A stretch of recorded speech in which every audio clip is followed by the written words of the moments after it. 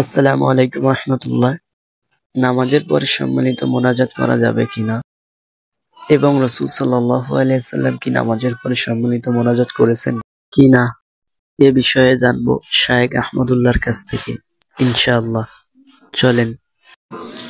রাসূল সাল্লাল্লাহু আলাইহি সাল্লামের নামাজের সালাম ফিরিয়ে কি সাথে সাথে হাত তুলে দোয়া করতেন নাকি অন্য কিছু পড়তেন? ভাই, রাসূল আকরাম সাল্লাল্লাহু আলাইহি সাল্লাম সালাম ফেরানোর পর ইস্তেগফার করতেন, আস্তাগফিরুল্লাহ আস্তাগফিরুল্লাহ আস্তাগফিরুল্লাহ।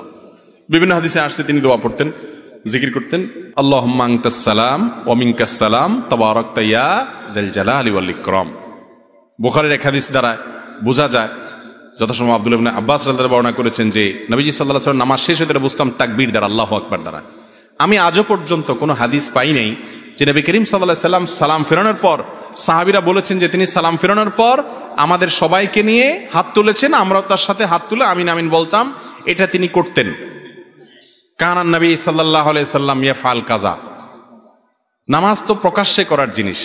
তিনি যদি জীবনে 2, 10 বার 20 বারও বলতেন তাহলে অন্তত 2-4 হাজার হাদিস আসতো, কারণ এত মানুষ দেখছে।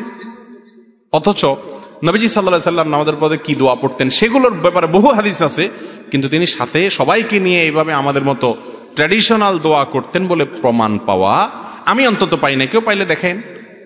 জোড়া তালি দিয়া এখান থেকে এক হাদিস ওখান থেকে এক হাদিস এরকম জোড়া তালি দিয়া প্রমাণ করে অনেকে আমরা।